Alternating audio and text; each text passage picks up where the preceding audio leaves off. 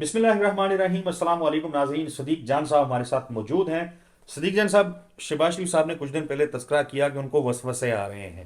اس کے بعد کی جو ہیپننگ ہے، خاص طور پہ جو پچھلے 2-3 دن میں چیزیں ہوئی ہیں، بالخصوص اتوار کے روز جس طریقے سے عدالت کا جیل کا اڈیالہ جیل کا دروازہ کھولا گیا، ملاقاتیں ہوئیں جو کہ پہلے نہیں ہو رہی تھیں، اور اس کے بعد پھر فیصلہ سنایا جانا تھا، فیصلہ بھی ڈیلے ہو گیا، ظاہر ہے 17 کو اب سنایا جانا ہے۔ کیوں یہ وسوسے آ رہے تھے شہباز شریف صاحب کو فگر آؤٹ کر پائے ہیں آپ؟ دیکھیں، چار وجوہات ہیں جس کی وجہ سے شہباز شریف صاحب کو وسوسے آ رہے ہیں، اور چار ہی بیانی ہیں جو خان جن بیانیے کی جنگ میں ایک بار پھر جیتا ہے۔ پہلے اس بات پر آ جائیں کہ خان کون کون سے بیانیے جیتا ہے۔ خان سب سے پہلے تو خان یہ بیانیے جیت گیا ہے جب خان یہ کہتا تھا کہ میں اسٹیبلشمنٹ سے ہی بات کروں گا، ان کے پلے کچھ نہیں ہے، ان کی کوئی حیثیت اور اوقات نہیں ہے۔ اور وہ خان اس طرح سے درست ثابت ہوا کہ حکومت پورا زور لگا کے کمٹمنٹ دے کر، ریٹن لکھ کر دے کر بھی حکومت عمران خان کی ملاقات نہیں کرا سکی، مذاکراتی ٹیم کی عمران خان کے ساتھ۔ تو اس سے حکومت بہت زیادہ پریشان بھی ہوئی، حکومت بہت زیادہ جو ہے وہ گندی بھی ہوئی، حکومت بہت زیادہ ایکسپوز بھی ہوئی، حکومت کے لیے بہت زیادہ مسئلہ بھی بنا۔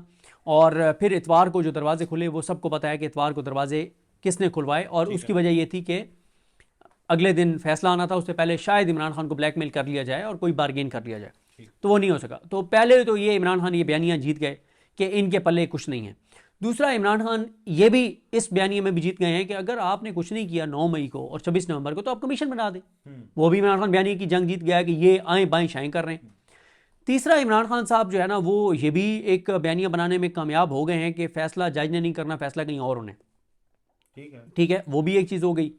اور یہ ساری چیزیں اب دیکھیں کہ شہباز شریف صاحب جو ہے نا، انہی سے جڑی ہوئی چیزیں ہیں کہ وہ 3-4 چیزیں کون سی ہوئی ہیں جس میں عمران، اچھا پھر یہ بھی بیانیہ وہ جیت گئے جب وہ کہتے ہیں کہ میں کوئی خوف زدہ نہیں ہوں، مجھے کوئی ڈیل نہیں چاہیے، سناؤ فیصلہ، 2 سزا وہ نہیں سنا پا رہے۔ اور اس سے یہی پتہ چلتا ہے کہ عمران خان نے یہ نظام ان کا سٹیٹمنٹ آیا، کل بھی کہا کہ سزا سنائیں، سزا سنانی ہے سنائیں، بالکل سنائیں، یعنی وہ تیار ہے، سزا سنانے والے جو ہیں وہ بھاگ رہے ہیں۔ اب شہباز شریف صاحب کو وسوسے کیوں آ رہے ہیں؟ شہباز شریف صاحب کو وسوسے اس لیے آ رہے ہیں کہ حکومت کو پتہ بھی نہیں تھا اور اتوار کو اڈیالہ کے دروازے کھل گئے۔ اچھا، حکومت کو بھی حکومت کو پتہ نہیں تھا اور اڈیالہ جیل کے دروازے کھل گئے، ٹھیک ہے۔ اور یا ایسے سمجھیں کہ کھولنے کا، اڈیالہ کے دروازے کھولنے کا فیصلہ ہوا، ٹھیک ہے، یعنی رات کو کہا گیا کہ جی کل ملاقات ہونی ہے، تو کل ملاقات ہوگی، تو وہ کہیں اور سے کہا گیا۔ چلیں، حکومت کی فیس سمی کے لیے اتنا کر لیا گیا ہوگا کہ پیغام حکومت کے ذریعے ہو گیا، لیکن حکومت کو یہ نہیں پتا تھا کہ کل دروازے کھل رہے ہیں، حکومت یہ فیصلہ کہیں اور ہوا۔ تو اب یہ شہباز شریف کے وسوسوں کے لیے کافی ہے کہ اتوار کے دن وہ جو مریم نواز کہتی تھی کہ میں اے سی بند کر سکتی ہوں، یہ بند کر سکتی ہوں، وہ بند کر سکتی ہوں، اور ہیٹر بند کر سکتی ہوں، اور فلانا ڈھیکنا، تو یہاں حالت یہ ہے کہ حکومت تو نہیں کروا سکی تھی ملاقات، لیکن جب کہیں اور سے ہوا تو اتوار کے دن بھی دروازے کھل گئے۔ پھر دوسرا، شہباز شریف صاحب کے لیے یہ بڑی ایک، شہباز شریف صاحب کے لیے ایک پریشانی ہوئی کہ سوموار کو فیصلہ نہیں سنایا گیا۔ کچھ تو ایسا ہے نا، کچھ تو ایسا ہے کہ سوموار کو، اور پھر ہم نے دیکھا ہے کہ بہت سارے رہنما جو ہیں وہ پارلیمنٹ میں ہوں، سینٹ میں ہوں، یا پریس کانفرنس جس قسم کی آئی ہیں بڑی سخت، اور بڑا فوکس کر کے کہا جا رہا ہے کہ یہ کرپشن کیس ہے، اوپن اینڈ شٹ کیس ہے، اس میں سزا ضروری ہے۔ بالکل، پتہ نہیں ہے حکومت کے پاس کیا اطلاع ہوگی۔ ہاں، تو اتوار کو دروازے کھل جانا، سوموار کو فیصلہ نہ آنا، پھر مذاکرات کی تاریخ دے دینی پی ٹی آئی کو کہ جمعرات کو جو ہے وہ اس طرح سے ہوگا۔ تو شہباز شریف صاحب کو نا اس لیے وسوسے آ رہے ہیں کہ یہ چیزیں بالا بالا ہو رہی ہیں، اور نجم سیٹھی یہ کہتے ہیں جو شریف خاندان کے بہت کلوز ہیں کہ مکمل طور پہ مذاکرات کے معاملے پہ حکومت کو آن بورڈ نہیں لیا گیا، حکومت کو کوئی پتہ نہیں ہے۔ پھر ظاہر ہے پی ٹی آئی کا کانفیڈنس بھی، جس میں پی ٹی آئی کہہ رہی ہے، بار بار کہہ رہی ہے کہ جناب ہمارے ہنسنے کے دن آ گئے ہیں، ہمارے مسکرانے کے دن آ رہے ہیں، پھر عمران خان کے سخت ٹویٹس بھی آ رہے ہیں۔ پھر ایک چیز اور نوٹ کریں نا کہ عمران خان کے ٹویٹس میں شدت آتی چلی جا رہی ہے۔ حکومت یہ نہیں کہہ پا رہی کہ جو ہم نہیں کرتے تم سے مذاکرات۔ اگر حکومت کی یہ بات ہم مان لیں کہ وہ کہتے ہیں کہ یہ جو مذاکرات حکومت کر رہی ہے پی ٹی آئی کی منت ترلوں پہ، اسد چودھری صاحب جو منت ترلا کر کے اور مذاکرات کی ٹیبل پہ حکومت کے ساتھ بیٹھتا ہے، وہ اس طرح کے بیانات تو نہیں دیتے، اس طرح کے ٹویٹس تو نہیں کرتے جس طرح کے عمران خان ٹویٹس کر رہے ہیں، جس طرح سے جیل میں گفتگو کر رہے ہیں، جس طرح سے پی ٹی آئی کی مذاکراتی ٹیم کے ممبرز ٹی وی چینلوں پہ اور پروگراموں میں بات کر رہے ہیں، یا جس طرح سے پی ٹی آئی کی مذاکراتی ٹیم مذاکرات میں لٹا رہی ہے حکومت کو، ٹھیک ہے، وہ سب کچھ۔ تو یہ اچھا، ایک تاثر دینے کی کوشش کی تھی حکومت نے، ٹی وی چینلز کے اوپر بار بار گفتگو بھی ہوتی رہی، لوگ سوال بھی اٹھاتے رہے کہ کہیں کوئی ڈیل تو نہیں چل رہی جس وجہ سے فیصلہ جو ہے بار بار آگے چلا جاتا ہے. تو عمران خان کا جو گزشتہ شب کا سٹیٹمنٹ ہے، بڑا بڑا واضح طور پہ انہوں نے کہا ہے کہ کسی قسم کی کوئی ڈیل جو ہے وہ نہیں کریں گے. تو یہ تاثر بھی تو دینے کی پیرالل کوششیں ہو رہی ہیں. دیکھیں وہ تاثر دینے کی جو مرضی یہ کوشش کریں، جو مرضی کریں، اس سے ان کی بات نہیں بننی، کسی صورت نہیں بننی. اس کی وجہ یہ ہے کہ آپ دیکھیں نا کہ یہ ایک بڑا حیران کن ہے جب یہ اچانک یہ خبر آئی یہ ساروں نے کہ جناب بالکل سزا ہوگی اور طے ہے اور یہ ہے اور وہ ہے اور فلاں ہے اور فلاں ہے، لیکن اگلے دن جج صاحب جو ہے وہ فیصلہ ہی نہیں سناتے. تو یہ تاثر یہ ضرور آپ دیکھیں نا، طلال چودھری یہ کہہ رہے ہیں، حکومت کی پریشانی یہاں سے بھی نظر آ رہی ہے کہ طلال چودھری یہ کہہ رہے ہیں کہ اگر عمران خان بری ہوئے، اگر عمران خان بری ہوئے تو یہ ڈیل ہوگی 100%. بھائی آپ ایک طرف کہتے ہیں کہ آپ کی آپس میں اس طرح کی کوارڈینیشن ہے اور آپ کے اس طرح کے تعلقات ہیں آپ کے اور اسٹیبلشمنٹ کے، کہ شہباز شریف کہتے ہیں کہ پاکستان کی تاریخ میں ایسی کوارڈینیشن کبھی کسی آرمی چیف کی کسی وزیر اعظم کے ساتھ نہیں رہی جو بار میری بار یقین دلاتے ہیں. ہاں ٹھیک ہے. تو پھر تو آپ کو وسوسے آنے ہی نہیں چاہیے اور پھر آپ کو یہ شک ہونا ہی نہیں چاہیے کہ عمران خان بری ہو جائیں گے. تو یہ وہ ساری وہ چیزیں ہیں جس طرح سے یہ شہباز شریف کہہ رہے ہیں کہ مجھے وسوسے آ رہے ہیں، اور پھر جس طرح سے ان کے بالا بالا چیزیں ہو رہی ہیں، جس طرح سے عمران خان کا موقف سخت ہوتا چلا جا رہا ہے اور عمران خان کا بیانیہ جو ہے وہ جیت رہا ہے. اور اب ایک چیز تو یہ واضح ہے نا کہ فیصلہ سنانے کی تاریخ کے فیصلے بھی کہیں اور ہو رہے ہیں، اڈیالہ کے دروازے کھلنے کے فیصلے بھی کہیں ہو رہے ہیں. اور دیکھیں نا یہ فارم 47 والوں کو کس طرح سے منہ کی کھانی پڑ رہی ہے. مجھے بتائیں کہ یہ طلال چودھری صاحب اور عطا تارڑ صاحب کو کیا نہیں پتا کہ یہ کیا ہو رہا ہے؟ انہوں نے جو آگے پریس کانفرنس کی ہے کہ عمران خان جو ہے، عمران خان فیصلہ سننے نہیں آیا تو اس لیے جج نے فیصلہ نہیں سنایا. اتنی اہمکانہ چیز کے اوپر پریس کانفرنس وہی کر سکتا ہے جو فارم 47 کے ذریعے آیا ہو، جس کے پاس آپشن نہ ہو. اگر نون لیگ اور نون لیگ کے اندر بھی جو لوگ واقعی عوامی ووٹوں سے جیت کے آئے ہیں نا، وہ کبھی بھی یہ پریس کانفرنس نہیں کریں گے، کیونکہ ان کو بھی پتا ہے، سب کو اس بات کا پتا ہے کہ بھئی یہ کیوں فیصلہ نہیں سنایا گیا. سب کو یہ بات پتا ہے کہ کیونکہ فیصلہ جنہوں نے کروانا ہے وہ فیصلہ نہیں کر پا رہے کہ بری ہونے دیں کیونکہ کیس بوگس ہے، یا نہیں ہر صورت میں کنوکٹ کروائیں گے تو ہائی کورٹ سے سزا معطل ہو جائے گی. اور پھر جب اس بات کا پتہ ہے کہ آپ اگر اس کو کنوکٹ کرتے ہیں یا بری کرتے ہیں، یہ وہ آخری کیس تھا جس کے اوپر آپ اس کے ساتھ بارگیننگ کی کوشش کر رہے ہیں یا بلیک میل کرنے کی کوشش کر رہے ہیں، کیونکہ سب سے زیادہ آپ نے ٹائم کی اور پیسے کی انویسٹمنٹ اس کیس کے اوپر کی ہے. یہ وہ کیس ہے جس میں آپ نے 9 مئی کو عمران خان کو گھسیٹ کے اٹھایا تھا. آپ نے ہائی کورٹ کے دروازے توڑے تھے، آپ نے اس کے شیشے توڑے تھے، آپ نے سی ٹی وی کیمرے توڑے تھے، آپ نے فوٹیج چرائی تھی. صدیق صاحب، ایک خبر جو ہے وہ یہ بھی ظاہر ہے مارکیٹ میں اب چل رہی ہے کہ 17 تک لے جانے کا مقصد جو تھا وہ یہ بھی ہو سکتا ہے کہ اسلام آباد ہائی کورٹ میں نئے ججز آ جائیں تاکہ ادھر سے سزا ہو تو بینچ ایسا بن جائے جس میں مطلب جو اپنی مرضی سے جج لائے گئے ہوں. یہ گفتگو جو ہے ہو رہی ہے، ذرا سید صاحب نے بھی اس حوالے سے گفتگو کی. جی سر. تو اس میں کتنا آپ کو جان نظر آتی ہے ان لاجکس میں؟ دیکھیں یہ بالکل یہ بات تو ہو رہی ہے، ایسا نہیں ہے کہ یہ بات نہیں ہو رہی. شاہزیب یہاں میرا موبائل تھا وہ مجھے دے دو. یہ بات تو بالکل ہو رہی تھی. میں ایک چیز اور دیکھ رہا تھا، میں نے کہیں لکھی ہوئی تھی وہ میں ذرا دیکھ لوں. یہ بات تو ہو رہی ہے، لیکن میں اس بات سے اسد چودھری صاحب اس لیے اتفاق نہیں کرتا کہ جو نئے ججز آ بھی گئے نا تو اتنے ہائی پروفائل کیس میں بڑا مشکل ہے کہ کسی نئے جج کو بٹھایا جائے. میرا تو یہ خیال ہے کہ میں اس چیز سے اتفاق جو ہے وہ نہیں کرتا. اور ہاں میں وہ کافی دیر سے سوچ رہا تھا کہ چوتھی چیز ایسی کیا ہے جس پہ شہباز شریف صاحب کو وسوسے آ رہے ہیں، وہ ہے اعجاز چودھری صاحب کا پروڈکشن آرڈر جاری ہونا.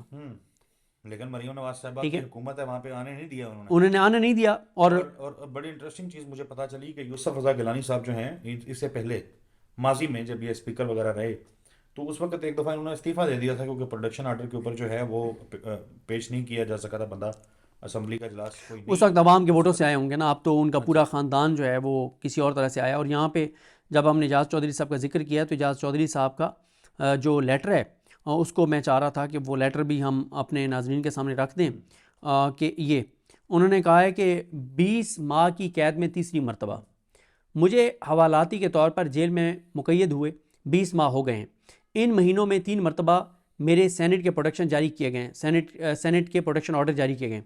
پہلی مرتبہ مئی 2023 میں وزیر اعظم راجہ پرویز اشرف کے ذریعے، دوسری مرتبہ مارچ 2024 میں قائم مقام چیئرمین سینٹ مرزا آفریدی کے ذریعے، اب جنوری 2025 میں یوسف رضا گیلانی کے ذریعے. مگر تماشا دیکھیے کہ اسلام آباد سے لینے کے لیے عملہ کوٹ لکھپت جیل کے دروازے تک آیا مگر صوبائی حکومت کی مداخلت پر انہیں واپس کر دیا گیا. جناب یوسف رضا گیلانی صاحب کا شکریہ.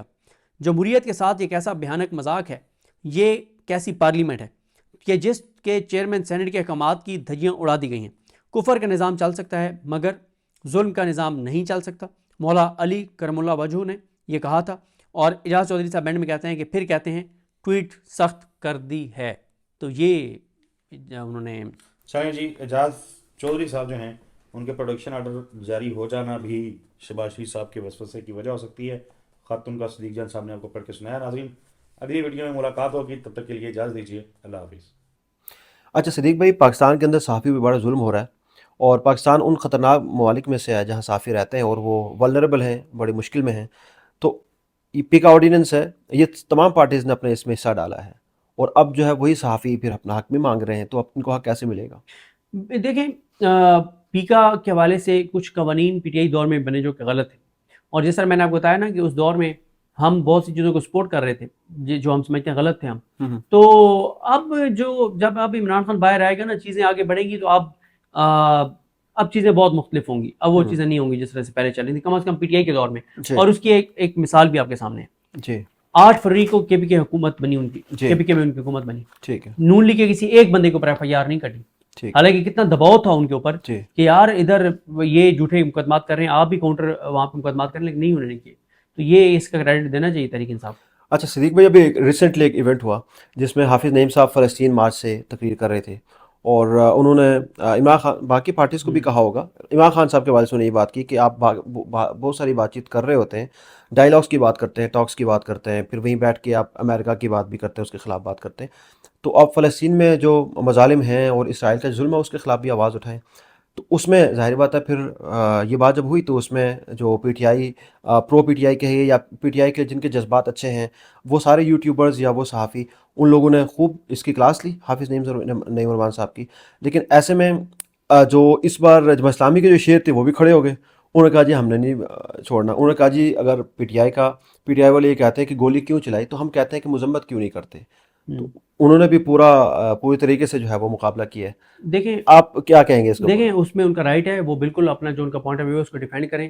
دیکھیں حافظ نعیم صاحب جو ہے نا، جب وہ امیر جماعت اسلامی بنے نا، تو جس طرح سے انہوں نے کچھ چیزیں کی تو ایک دم یعنی پتہ چلا کہ بڑے عرصے بعد کوئی ایسی شخصیت جماعت اسلامی کے پاس آئی ہے، اور یہ نظر بھی آ رہا تھا کہ چنگاری جاگی، وہ بہت تیزی سے جماعت اسلامی کے حوالے سے لوگوں کے جو جذبات ہیں ان کو تبدیل کریں گے، اور پاپولیرٹی بھی بڑھے گی، ووٹ بینک بھی بڑھے گا، سپورٹ بھی بڑھے گی، یہ ساری چیزیں تھیں۔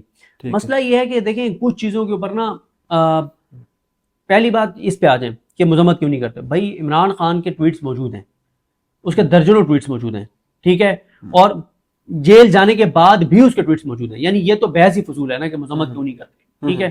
مطلب وہ تو جو بھی جس کے مسلمان تو بات کی بات ہے، جو بھی انسان ہے نا، وہ اسرائیل نے جو یزیدیت اور بربریت کی ہے نا، اس کو کسی صورت بھی سپورٹ نہیں کر سکتا، کسی طرح سے اگر مگر کے ساتھ سپورٹ نہیں کر سکتا، نہ اس پہ خاموش رہ سکتا ہے۔ وہ تو ہر مسلمان، ہر انسان کے اوپر لازم ہے کہ وہ اس کی مذمت کرے اور اس کے اگینسٹ بات کرے، آواز اٹھائے۔ لیکن بات یہ ہے کہ میرا اپنا اس کے اوپر پوائنٹ آف ویو یہ ہے کہ 26 نومبر ہوتا ہے جی، آپ اس بات کو چھوڑ دیں کہ پی ٹی آئی یا بھائی آپ کھل کے آئے نا، آپ اسلام کے نام پہ ایک جماعت ہے، جماعت اسلامی، ٹھیک ہے، مولانا فضل الرحمان صاحب کہتے ہیں علماء کی جماعت ہے۔ مذہبی جماعتوں کو تو اور کھل کے آنا چاہیے اور کیٹیگوریکل بات کرنی چاہیے کہ یہ گولی چلی ہے اور غلط ہوا ہے، یہ ظلم ہوا ہے، بھائی چھوڑ دیں اس کو۔ کہ مسئلہ یہ ہے، جو میرا اعتراض ہے کہ جماعت اسلامی جو ہے اصل میں، اور یہ میں انفارمیشن کی بیس پہ کہہ رہا ہوں، جی، یہ میرا انالیسس نہیں ہے، جماعت اسلامی کو بھی اس بات کا پتہ ہے کہ جو بھی ہمیں پولیٹیکل سپیس ملنی ہے وہ اسٹیبلشمنٹ سے ملنی ہے، اینٹی اسٹیبلشمنٹ رہ کے ہمیں کچھ بھی نہیں ملنا۔ تو اس لیے جماعت اسلامی ان ریڈ لائنز کو کراس نہیں کرے گی جو اسٹیبلشمنٹ کی لگائی گئی ہیں کہ یہ ریڈ لائنز ہیں۔ اچھا ہوتا یہ ہے کہ میں نے خود جمعیت میں کام کیا ہے، میں نے مذہبی جماعتوں کے ساتھ کام کیا، میں بہت کلوز رہا ہوں۔ بیٹ دیکھیے آپ نے، مذہبی جماعتیں جو ہوتی ہیں نا، جب ہم خود تھے مذہبی جماعتوں کے ورکرز کا مسئلہ یہ ہوتا ہے کہ ان کو اپنی جماعت کے موقف کے آگے بس اندھیرا ہوتا ہے ان کے سامنے، وہ کبھی اس سے آگے ان کو نظر ہی نہیں آتا نا، ان کی آنکھوں کے آگے اندھیرا ہوتا ہے، بس جو ان کو اپنی لیڈرشپ بتاتی ہے وہی ان کے لیے حق اور سچ ہوتا ہے۔ بات یہ ہے کہ میں انفارمیشن کی بنیاد پہ کہہ رہا ہوں تیسری بار کہ جماعت اسلامی کو جو ریڈ لائنز بتائی گئی ہیں وہ red line Jamaat Islami cross نہیں کرتی. جماعت اسلامی یہ نہیں کہے گی کہ گولی چلی ہے. جماعت اسلامی اس طرح سے. لیکن چلیں آپ کی بات کاٹ رہا ہوں قطع کلامی, یہ تو چلیں آپ کی بات ٹھیک ہے, جس بھی پارٹی کے ساتھ ایڈجسٹمنٹ ہے یا جس پارٹی کی اسٹیبلشمنٹ بات کرتی ہے یا جو بھی, لیکن دیکھیں جب گولی چلی 26 نومبر کو تو پی ٹی آئی حافظ نعیم صاحب کا پراپر بیان آیا اس کے اوپر, اخبارات میں موجود ہے کہ بھائی یہ بہت غلط ہوا ہے, گولی نہیں چلنی چاہیے تھی کسی بھی صورت میں, چاہے جو بھی ہو, دشمن تو نہیں ہمارے اپنے لوگ ہیں. تو انہوں نے تو دفاع کیا ہے. دیکھیں میں بتاتا ہوں, اور ایک چھوٹے سے ان کے بیان کو دیکھ کے تو پورا وہ چیزوں کو, اچھا اس میں نا ایک اور چیز, جیسے ابھی آپ دیکھیں پاکستان تحریک انصاف کی جتنے بھی سینٹرل لیڈرشپ ہے ان میں سے کسی کا بیان سامنے نہیں آیا. تو جو نیچے سے جو لوگ ہیں جیسے جو میڈیا ہے انہوں نے اس کو بہت اچھالا ہے. دیکھیں ایک چیز تو یہ ہے کہ اگر مجھ سے پوچھا نا تو میں یہ سمجھتا ہوں کہ جماعت اسلامی کے پاس یہ اتنی بڑی اپرچونٹی تھی حافظ نعیم صاحب کے امیر جماعت اسلامی بننے کے بعد, کہ اگر وہ پبلک جو سینٹیمنٹس ہیں, یہ نہیں کہ پبلک سینٹیمنٹس کی بیس پہ آپ کو غلط چیز کریں, نہیں, جو درست چیزیں ہیں بھائی آپ. پھر ایک اور جو چیز ہے, جب آپ محسن نقوی کے ساتھ بیٹھے ہوتے ہیں نا, اور محسن نقوی کے ساتھ بیٹھ کے آپ بیان دے رہے ہوتے ہیں, تو لوگوں کو ان شکلوں سے نفرتیں ہیں جن کے ساتھ آپ بیٹھے ہیں. محسن نقوی تو یہ گولی چلانے اور چلوانے اور اس سارے میں وہ مرکزی کرداروں میں سے ایک کردار ہے. آپ جب اس کے ساتھ بیٹھتے ہیں تو لوگ آپ کے بھی خلاف ہوتے ہیں. کوئی بھی محسن نقوی کے ساتھ بیٹھے گا تو لوگ اس کے خلاف ہو جائیں گے. نہیں پھر تو سر محسن نقوی کی ہی جو پارٹی ہے مسلم لیگ نون, انہیں کے ساتھ تو ڈائیلاگ کر رہے ہیں اور اس میں ہنسی مذاق بھی. دیکھیں بات یہ ہے کہ جو محسن نقوی کی, اب دیکھیں محسن نقوی گیا کے پی کے, علی امین گنڈا پور نے اس کا استقبال کیا اور بڑی محبت سے ملا.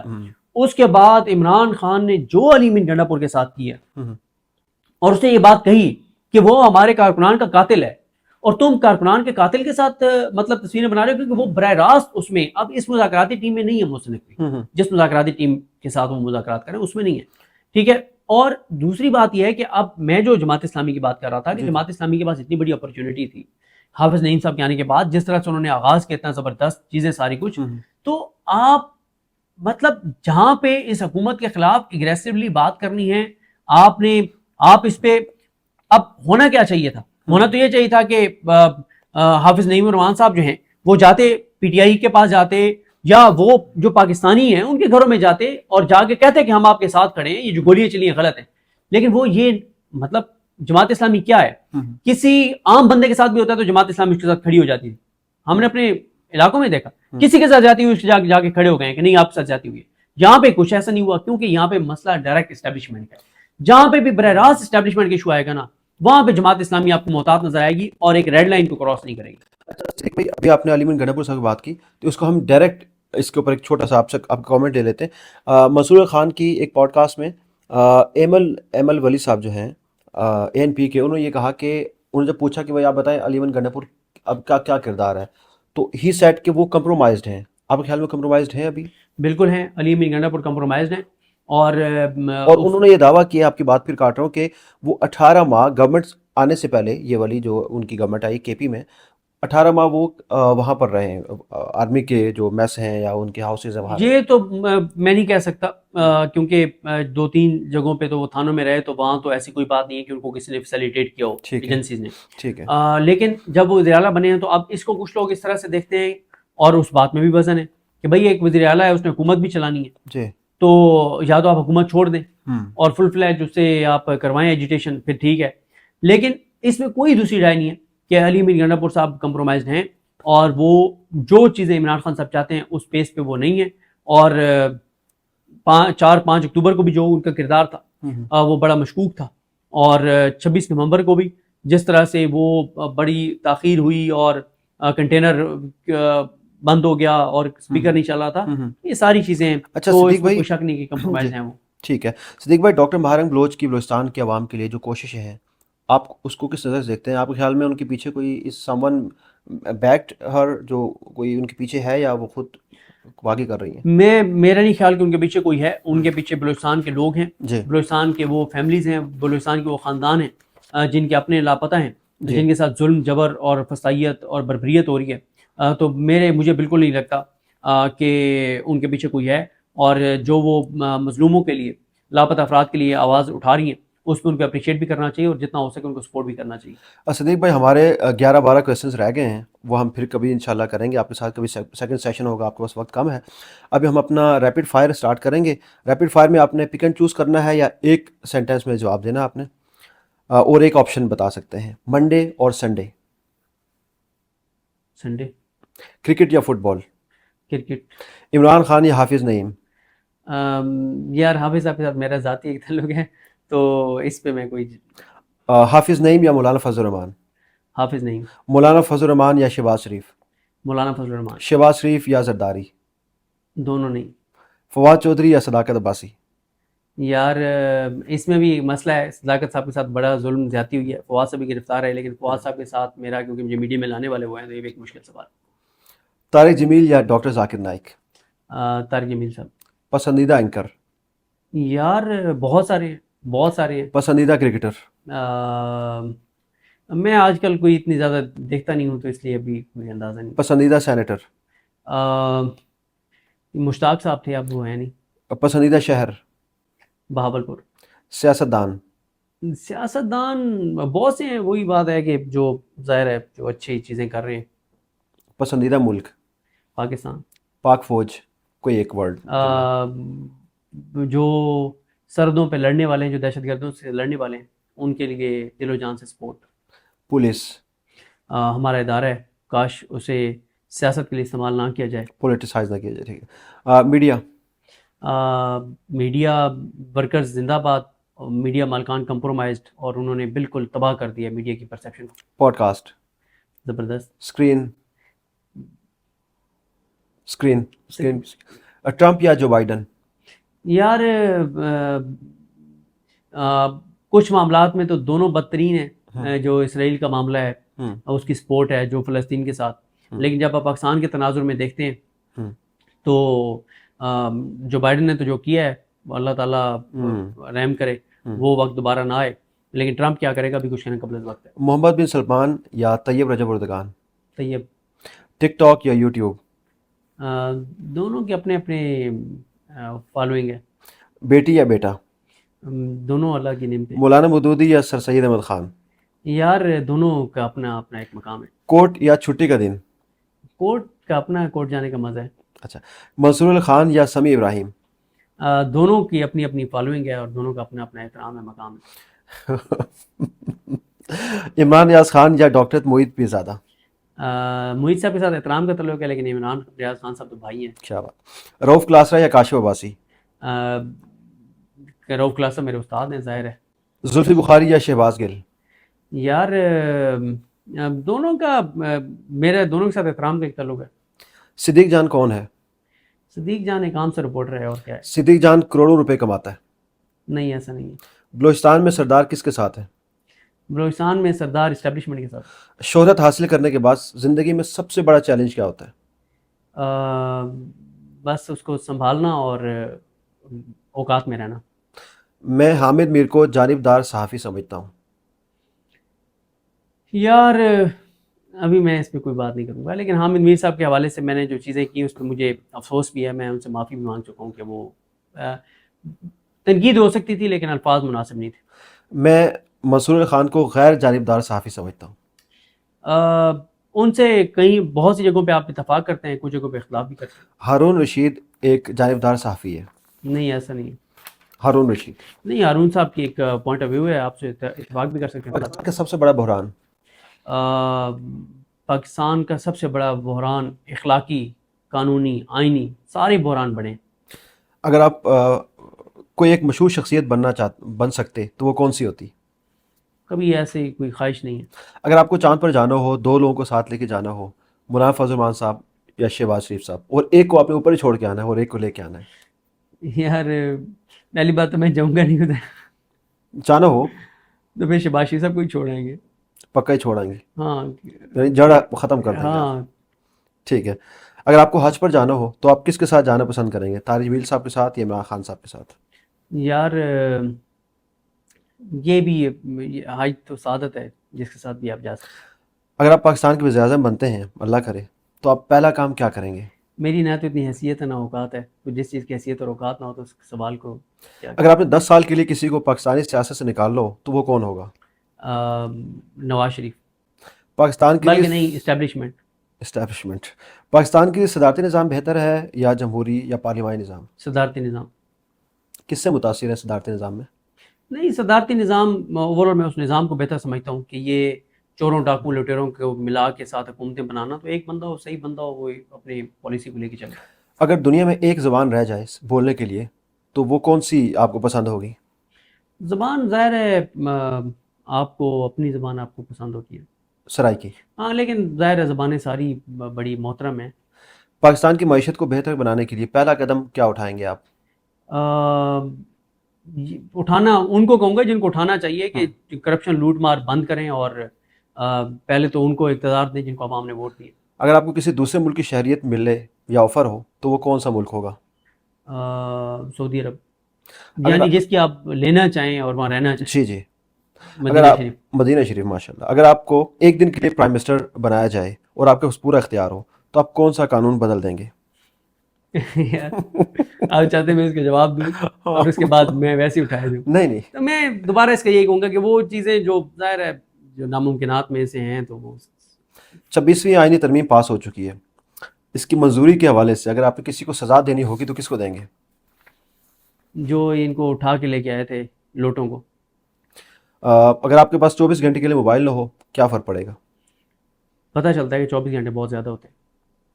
زیادہ ہوتا ہے. پاکستان میں سب سے مزاحیہ اور فنی سیاستدان کون لگتا ہے آپ کو؟ شہباز شریف، جو کہتے ہیں کبھی کبھی کیا عجیب و غریب حرکتیں. اچھا، اگر آپ کو کوئی ایک رسم ختم کرنی ہو پاکستان سے وہ کون سی ہوگی؟ یار بہت ساری ہیں ختم ہونے والی، بس ابھی تو آج کل کے حالات میں تو بس ایک ہی رسم ہے، یہ سیاست میں مداخلت کرنے والوں کی رسم.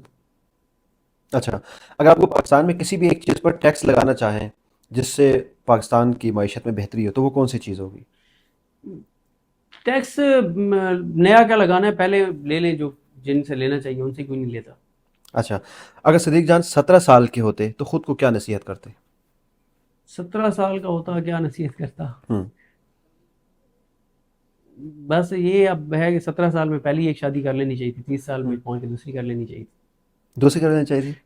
اچھا ٹھیک ہے. اور کوئی سوال ہم سے رہ گیا ہو تو وہ آپ بتا سکتے نہیں، آپ نے اچھی چیزیں کہیں، بس باقی آپ کے ساتھ سیکنڈ نشست میں انشاءاللہ مزید کھل کے بات کریں گے انشاءاللہ چیزیں. ٹھیک ہے. کوئی لطیفہ، کوئی شعر یا کوئی بھی واقعہ آپ سنانا چاہیں؟ میرا خیال ہے یہ ساری چیزیں ہم ذرا دوسری نا ذرا ابھی ہم نے آج پولیٹیکل زیادہ ڈسکس کر لی، یہ ساری چیزیں سیکنڈ پوڈ کاسٹ کے لیے رکھتے ہیں انشاءاللہ، پھر انشاءاللہ. تفصیل سے انشاءاللہ ڈسکس. صدیق بھائی، thank you very much for being with us, for your time. بہت مزہ آیا آپ سے بات کر کے. جزاک اللہ، بہت شکریہ سر، مہربانی. Thank you. ناظرین، آپ نے آج کی پوڈ کاسٹ دیکھی. اپنا فیڈ بیک ضرور دیجیے گا. Let's catch up with a new guest in a new episode. اللہ نگہبان.